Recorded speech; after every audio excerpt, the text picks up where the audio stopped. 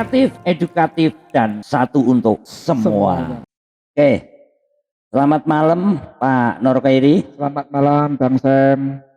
Malam hari ini saya kedatangan tamu yang luar biasa. Beliau adalah tokoh masyarakat dan sekaligus seorang akademisi.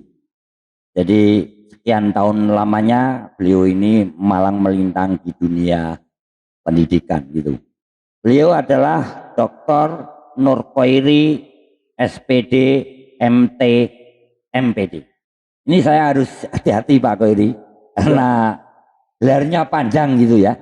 Kelihatannya S2-nya 2 ya Pak Khairi ya. Betul Pak. MT dan MPD. Ya, ya. Saya pengen tahu Pak Khairi korelasi antara gelar MT dengan apa yang digeluti sekarang ini itu apa? Ya, terima kasih Bang Sam. Jadi MT saya adalah perencanaan wilayah planologi, magister teknik ya saya. Dan di sana kan mempelajari tentang pembangunan wilayah dan kota. Ya. Kalau kita bicara pembangunan itu kan ada fisik non fisik. Sarpras juga manusia di sana. Nah, bagaimana membangun sebuah wilayah itu tidak hanya berorientasi pada fisik tapi juga pada manusianya. Gitu. Jadi ketika saya kuliah di planologi, saya fokus pada pembangunan manusia. Ketika satu sisi juga pembangunan wilayah dalam artian fisik, supaya manusia-manusia itu tidak menjadi korban pembangunan, tidak gagap, tapi bisa seiring sejalan, bisa menikmati, menggunakan, mengoptimalkan fungsi-fungsi pembangunan Sarpras ya. Ya seperti misalnya ada halte, ada median jalan, ada taman-taman, masyarakat tahu itu fungsinya untuk apa. Kan kalau ada halte untuk jualan rokok ada juga Pak sekarang. Oh gitu ya. Itu kan berarti memang masyarakatnya yang perlu kita didik supaya bisa memanfaatkan atau tidak menyalahgunakan fasilitas. Ya. Termasuk ini ya Pak Khairi berarti ya pemetaan wilayah pendidikan ya. Jadi biar tidak berkumpul dalam satu lokasi begitu. Betul Bang Sam. Jadi kalau kita orientasi, kalau penerimaan peserta didik saat ini kan berbasis pada wilayah atau zonasi. Ini juga sebenarnya menjadi masalah karena pembangunan unit sekolah tidak sesuai dengan pusat-pusat pertumbuhan wilayah penduduk. Misalnya sekarang kan kita lihat sekolah banyak fasilitas pendidikan terpusat di Jalan Pemuda. Padahal di sana tidak wilayah pusat pertumbuhan. Justru pertumbuhan ada di pinggir-pinggir, tapi sekolahnya ada di kota. Kalau kita bicara zonasi sulit. Untuk menciptakan yang ideal. Idealnya mestinya ketika ada wilayah akan dibangun wilayahnya, perumahan-perumahan tumbuh, di sana sudah ada simulasi pertumbuhan penduduknya seperti apa, usia sekolah seperti apa, dibangun fasilitas sekolah di sana. Idealnya begitu, baru kita bicara zonasi. Gitu ya. Sayangnya seperti sekolah-sekolah yang sudah lama itu karena sudah ada sejak zaman dulu ya. Jadi untuk pindah itu tidak mudah juga begitu ya. Oke Pak Khairi. Terima kasih. Saya bersama teman-teman termasuk teman-teman guru ya dan masyarakat luas selama ini sudah tahu apa itu PGRI. Tapi orang hanya tahu luarnya saja. Orang belum tahu tentang dalamnya. Apa toh kegiatannya, kemudian sejarahnya bagaimana, kemudian ada apa di dalamnya. Ini saya pengen tahu agar masyarakat luas tahu secara jelas tentang PGRI. Maka dari itu saya pengen tahu sejarahnya dulu Pak Khairi. Gimana sejarahnya PGRI itu? Ya, terima kasih Bang Sam. Jadi ketika saya diundang Bang Sam untuk di sini cerita tentang guru, saya sangat semangat. Satu karena ini bicara tentang guru, yang kedua semangatnya karena yang undang Bang Sam. Jadi saya tidak berani untuk tidak datang. Apapun senior saya harus hormat dan taat. Jadi saya dengan Pak Khairi ini sebenarnya memang persahabatannya sudah lama, bahkan sejak kuliah. Tapi karena kesibukan sehari-hari, jadi kita juga tidak bisa bertemu tiap hari begitu ya. Dan saya biasanya mengundangnya tapi karena ini di acara podcast Sam Komen, karena ini dilihat banyak orang, saya harus menghargai beliau. Jadi saya ngundang dengan panggilan Pak Nur Khairi begitu. Nah, siap Bang Sam. Di situ saya ingin tahu sejarahnya ke-PGRI-an Pak Khairi. Ya, terima kasih. Jadi embrio lahirnya atau berdirinya PGRI, Persatuan Guru Republik Indonesia, itu sebenarnya sudah diawali sejak 1912, Bang Sen. Wah, lama sekali ya? Ya, ya, jadi ini sudah organisasi sudah tua sebenarnya. Saat itu namanya Persatuan Guru Hindia Belanda. Oh, begitu. Jadi bersifat unitaristik, di sana banyak sekali ya. Jadi ada guru bantu, misalnya ada kepala sekolah, pendiri sekolah, staf, semua mereka mengikrarkan diri menjadi Persatuan Guru Hindia Belanda dalam suatu organisasi begitu. Karena ada kesadaran, memulai muncul kesadaran saat itu bahwa dengan berorganisasi itu adalah salah satu pilar perjuangan yang penting untuk saat itu untuk memperjuangkan visi misi tujuan. Pada saat itu juga banyak kelompok-kelompok organisasi guru, Pak. Jadi ada PGB atau Persatuan Guru Bantu, ada Persatuan Guru Desa, ada HSP, ada KOB dan lain banyak lagi. Dan dengan berkelompok ini saat itu penjajah Belanda mulai mikir, wah ini namanya pribumi mulai pinter gitu. Mereka mulai mikir sehingga dan salah satu perjuangan itu hasilnya diantaranya adalah dulu ada HIS, Pak Edi. Oh, HIS ya. HIS, jadi zaman kita dulu mbah-mbah kita kan sekolah HIS. Betul. Dulu kepala sekolahnya selalu dari Belanda. Tapi sejak ada organisasi ini mulai dipegang oleh orang-orang pribumi. Oh, begitu ya. Dan dalam perjalanannya PGHB ini pada tahun 1932 berubah menjadi Persatuan Guru Indonesia. Mulai muncul ada kata Indonesia, Bang San. Itu 1932. 32. Berarti dari 1912 sampai 1932. Ya. Cukup lama ya Pak. Cukup lama. Artinya perjuangan kan mulai mengkristal, Bang San. Mulai mengkristal 1932 menjadi istilahnya PGI. Belanda saat itu mulai kaget karena ada kata-kata Indonesia. Oh gitu. PGI apa Pak? Persatuan Guru Indonesia. Ya. Oh gitu ya. Nah, terus dalam perjuangannya setelah 17 Agustus 1945 Indonesia merdeka, mulai dari kelompok-kelompok organisasi ini mulai ada kesadaran kolektif bahwa namanya persatuan itu penting. Oh begitu. Untuk mewujudkan tujuan kita harus saling bergandengan tangan. Sehingga tepatnya pada 100 hari setelah Indonesia merdeka, Bang Sam, 25 November 1945, tepatnya di Solo, saat itu masih ada bau mesiu ketika ada pengeboman RRI Surakarta oleh tentara Inggris. Guru-guru dari berbagai pelosok tanah air ini mendeklarasikan diri dari berbagai kelompok organisasi tadi, mendeklarasikan diri menjadi nama Persatuan Guru Republik Indonesia. Oh. Jadi PGRI ini rumah besar, Pak Edi. Bang Sen. Rumah besar dari berbagai kelompok karena ada kesadaran kolektif mereka menyatukan diri. Menyatukan diri sehingga di dalamnya ya ada pendidik dari TK sampai kalau sekarang sampai perguruan tinggi istilahnya dosen, ada juga staf dan lain-lain karena memang melebur NKRI tadi, Bang Sen. Oh gitu. Ya. Jadi begini Pak Koiri, orang sedikit ada kebingungan. Ya. Taunya PGRI itu ya hanya khusus guru. Betul. Tapi apakah dosen juga bisa terlibat dalam kegiatan-kegiatan ke-PGRI-an, Pak Koiri? Ya, terima kasih Bang Sam. Jadi kalau di Kota Semarang ini misalnya Bang Sam, ini anggota saya ada 9.841. Itu anggota di Semarang. Di Kota Semarang saja. Ini dari TK sampai dengan perguruan tinggi. Di UNES juga ada cabang khususnya, di Undip juga ada cabang khususnya, Undip mas saya. Ini dari TK sampai perguruan tinggi ada anggotanya. Negeri swasta juga. Pak, kok ini tuh kalau nyalon DPR Kota Semarang jadi ya? Wah. Karena sudah 9.000 lebih itu. Satu kursi, ya. Hanya orientasi saya kan melayani para anggota. Ya. Dan itu negeri swasta juga, Bang Sam. Dan itu sifatnya adalah pasif, artinya guru yang mendaftar. Oh, begitu, jadi bukan guru otomatis jadi anggota PGRI, tidak. Ada juga guru yang tidak menjadi anggota. Jadi guru karena ada panggilan jiwa mereka mendaftar menjadi anggota. Yang tidak mendaftar tidak harus, juga tidak anggota PGRI. Oh, gitu. Jadi sifatnya pasif. Tapi alhamdulillah di Kota Semarang tadi yang saya sampaikan, Bang Sam, ada 9.841 anggota aktif. Ya. Itu belum ditambah mereka yang tidak mendaftar ya? Tidak mendaftar, simpatisan ya. Oh, simpatisan ya. Jadi itu Bang Sen, PGRI. Jadi kalau tadi ditanyakan dosen kalau kita lihat dari semangatnya, memang ini kan unitaristik. Jadi kalau kita istilahnya dosen, apa itu kan istilah sekarang. Ketika dulu 1912, 1932 itu kan intinya pendidik. Seluruh pendidik itu masuk dalam wadah perjuangan ini. Jadi orang-orang yang terlibat dalam dunia pendidikan lah. Nih sekarang saya baru tahu Pak Koiri tentang sejarahnya PGRI. Selama ini hanya meraba-raba saja begitu.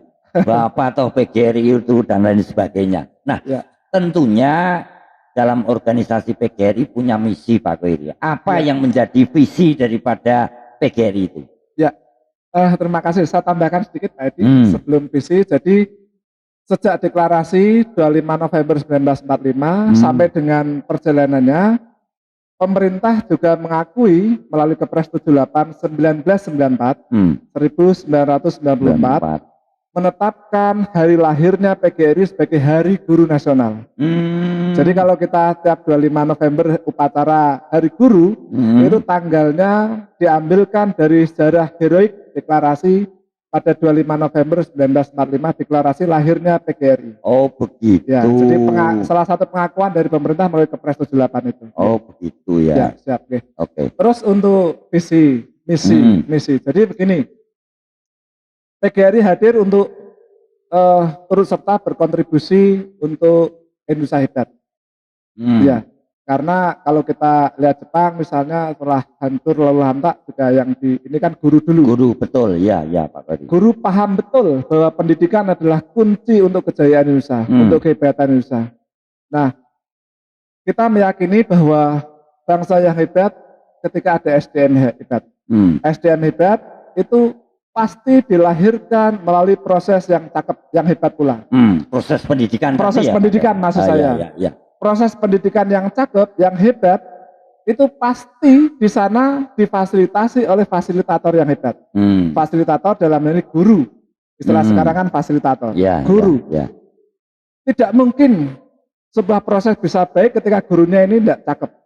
Oh begitu ya. Maka fokus PGRI adalah bagaimana menghadirkan pendidikan yang bermutu melalui guru-guru yang hebat. Maka fokus PGRI itu ada 3 hal, Kang Sam. Yaitu profesionalismenya, ya, terus kesejahteraannya dan perlindungan. Oh begitu. Maka di organisasi PGRI itu fokusnya 3 kegiatan ini: profesional, kesejahteraan dan perlindungan. Profesional, nah kita sering mengadakan diklat Bang Sen.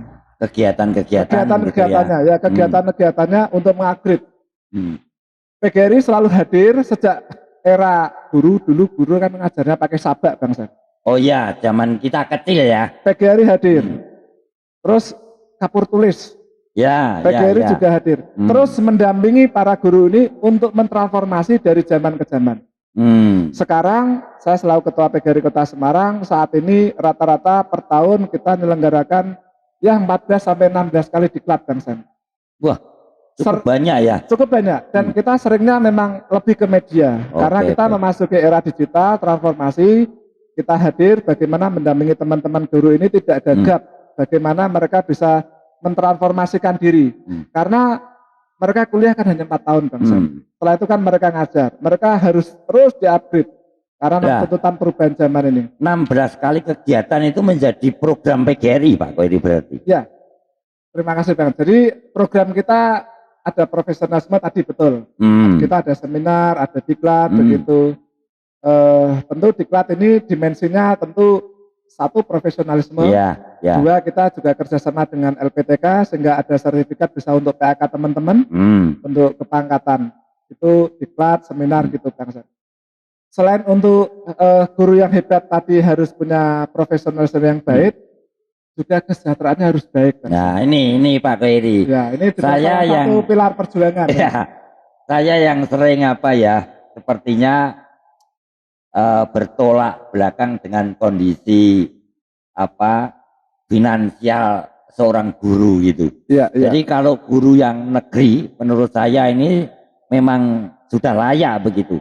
Tetapi kalau saya melihat guru honorer, guru swasta itu terkadang ngajar 1 minggu 24 jam sampai meniren kata orang Jawa gitu ya. Bibirnya itu meniren tapi Tapi upah atau gaji yang diterima itu masih relatif rendah Pak Koi. Ini apa perjuangan PGRI untuk bisa meningkatkan pendapatan guru begitu Pak Koi? Ya, terima kasih Bang Sam. Jadi selain punya komitmen peningkatan profesionalisme, kita juga punya komitmen untuk peningkatan kesejahteraan.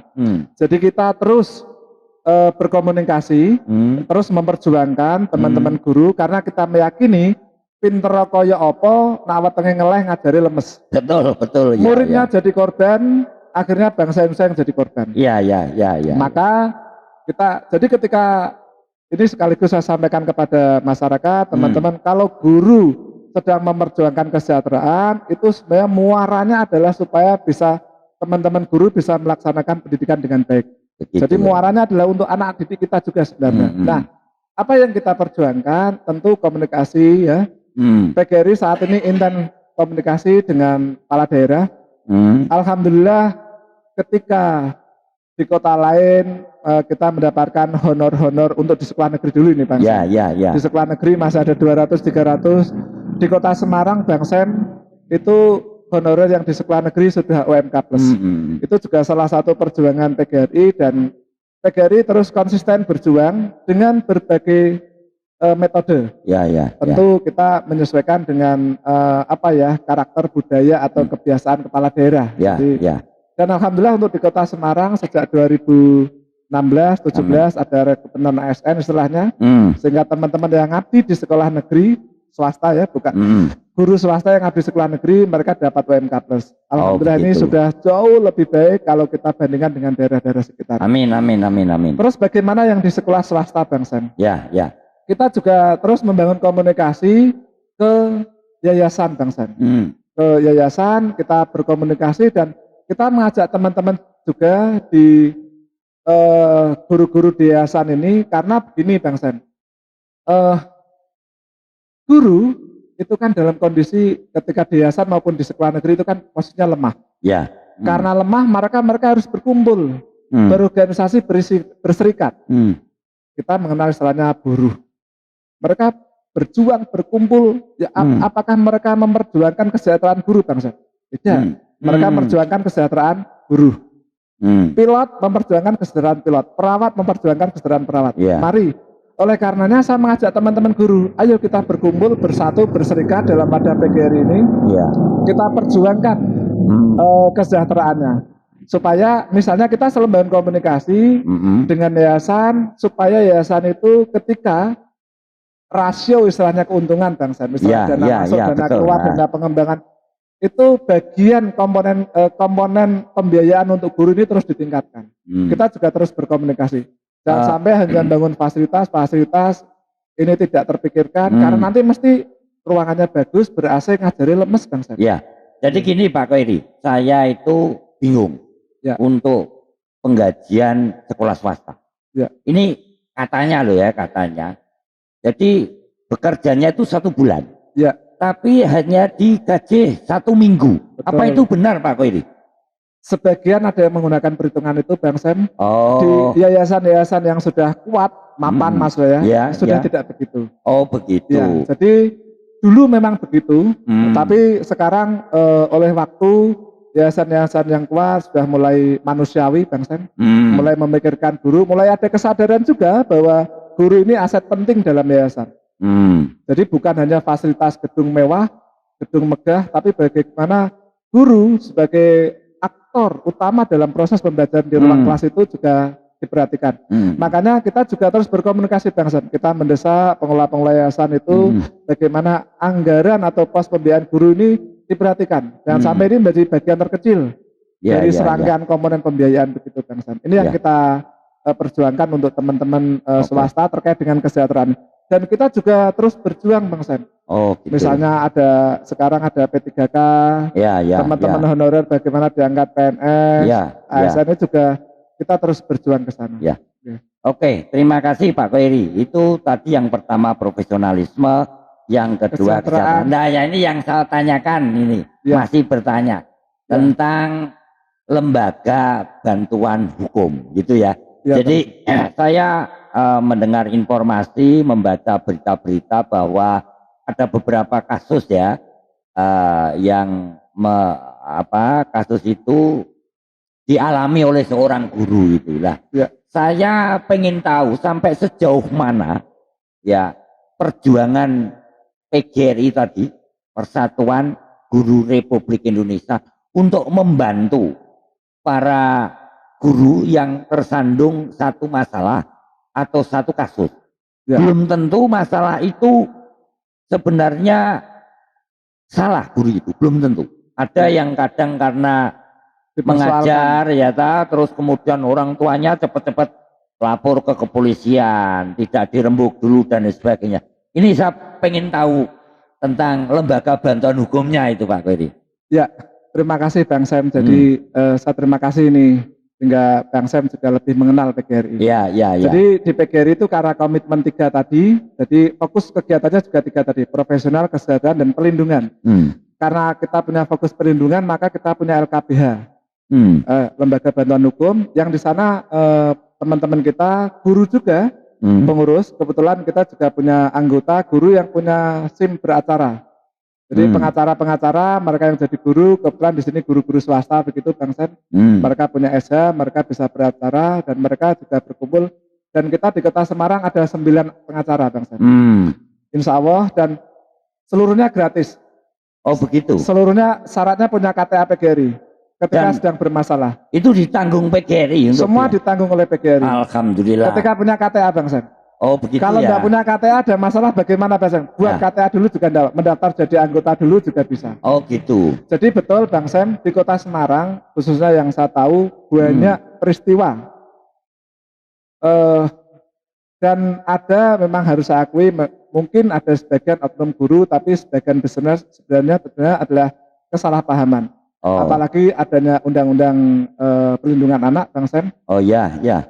Era sekarang memang guru awal-awal kemarin ada semacam ketakutan.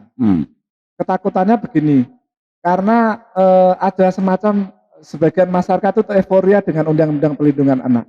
Contoh kasus yang belum lama ini adalah begini Bang Sam. Jadi saudara kita, teman kita itu guru olahraga. Ya. Di SLTP.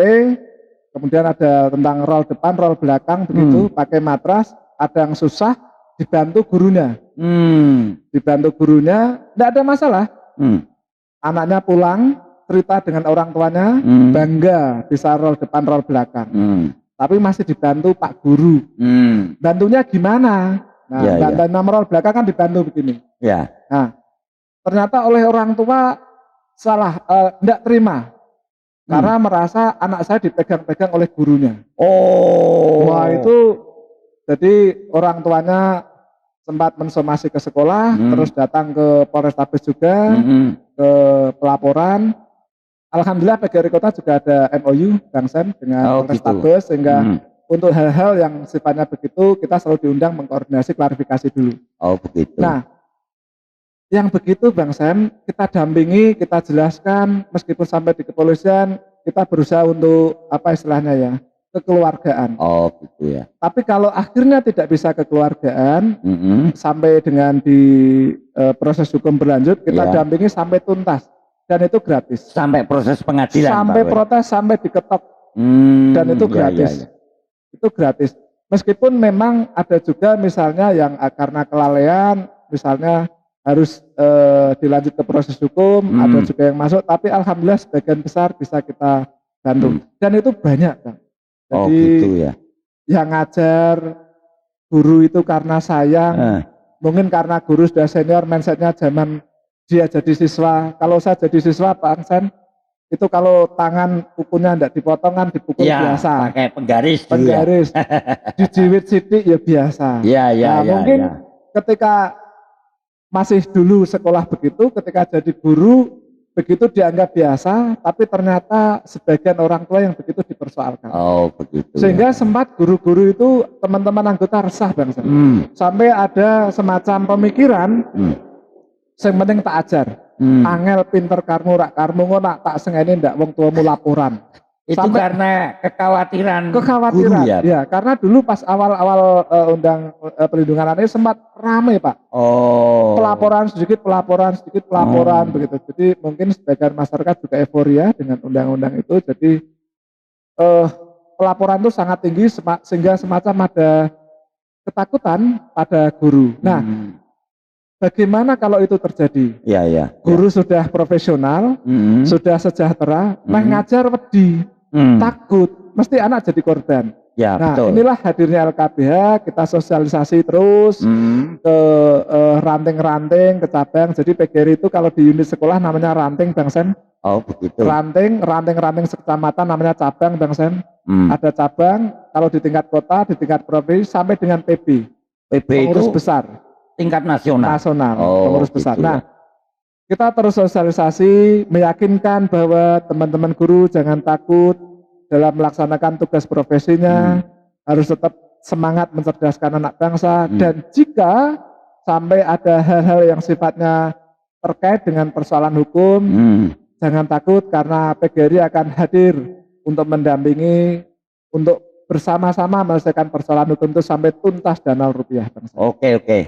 Kalau gitu PGRI itu bukan hanya satu organisasi yang kosong melompong ya Pak Koiri, tetapi setelah tadi dijelaskan, ini Bapak Ibu guru ya, masyarakat luas, setelah tadi dijelaskan oleh Pak Nur Koiri ini, kita mulai paham tentang apa toh organisasi PGRI itu.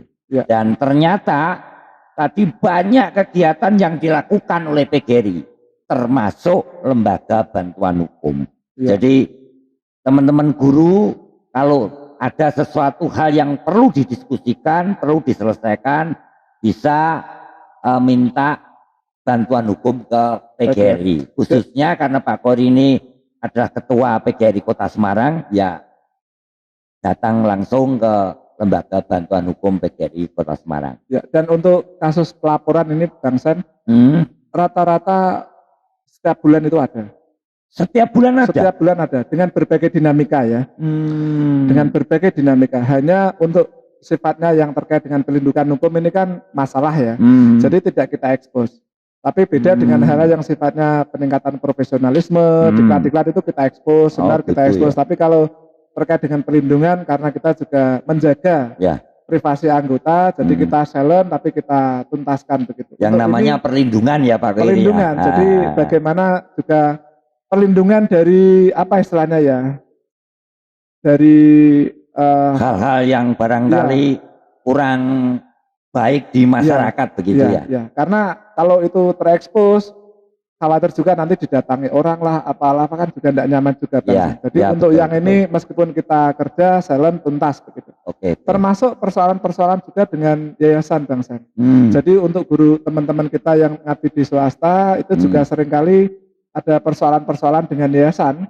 Nah, kalau mereka anggota kita dampingi sehingga guru dengan yayasan, karena kita dampingi bisa sejajar, bisa mencari solusi terbaik. Jadi komunikasinya tidak atas bawah tapi horizontal begitu.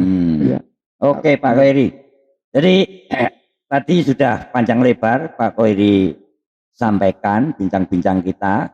Saya masih ingin satu pertanyaan Pak Koiri. Siap Bang Sen. Pak Koiri selain ketua PGRI Kota Semarang, juga seorang dekan Fakultas IPA ya. MIPA apa IPA? MIPA ya. MIPA Universitas PGRI Semarang ya Pak Koiri ya. Nah, dengan kesibukan sebagai ketua PGRI dan dekan, bagaimana cara membagi waktunya Pak Koiri? Terima kasih Bang Sen. Jadi yang pertama bagaimana membagi waktu, saya sebenarnya belajar dari Bang Sen juga. Senior ini. Jadi karena saya memandang ini adalah sebuah amanah, sehingga saya dalam melaksanakan tuh happy Bang Sen. Jadi saya buat senang. Jadi saya buat senang, saudara saya banyak, teman saya banyak, bisa membantu teman-teman, baik melayani teman-teman yang di kampus, kegiatan-kegiatan akademis juga di PGRI. Kebetulan kalau di akademis dan PGRI ini kan agak ada irisannya terkait dengan profesionalismenya. Jadi saya bisa bagaimana dosen-dosen yang punya kompetensi hal baru selalu saya minta untuk berkegiatan dengan guru-guru sehingga transformasi ini cepat untuk di Kota Semarang. Gitu. Oke, terakhir Pak Koiri, ini closing statement begitu, biar nanti masyarakat luas tahu begitu tentang PGRI dan bagaimana closing statement Pak Dr. Nur Koiri SPD MT MPD ini. Silakan Pak Nur Koiri. Ya, terima kasih. Jadi kalau kita lihat di Geografi Channel di dasar lautan ikan selalu berenang bergerombol. Kita lihat di savana, padang savana, binatang-binatang itu selalu bergerombol. Kerbau, singa mereka bergerombol. Ada juga peristiwa saya lihat singa raja hutan yang sendirian itu dikejar oleh gerombolan kerbau. Ternyata bagaimana berserikat, berkumpul, bergerombol, berorganisasi itu menjadikan kita kuat. Yang lemah menjadi kuat, yang kuat bisa menjadi lebih kuat lagi. Sehingga saya mengajak teman-teman guru yang belum bergabung menjadi organisasi karena juga amanah Undang-Undang Guru dan Dosen, Dansen, guru harus ikut organisasi. Saya mengajak yang belum berorganisasi, ya ikut berorganisasi khususnya di PGRI karena di sini kita menjadi lebih kuat, bisa mengembangkan profesionalisme kita. Bang Sen, guru yang berhenti belajar idealnya tidak mengajar. Karena yang guru yang berhenti belajar itu pasti yang diajarkan masa lalu, museum. Padahal kita ingin membangun masa depan. Masa depan, betul. Maka guru harus terus belajar.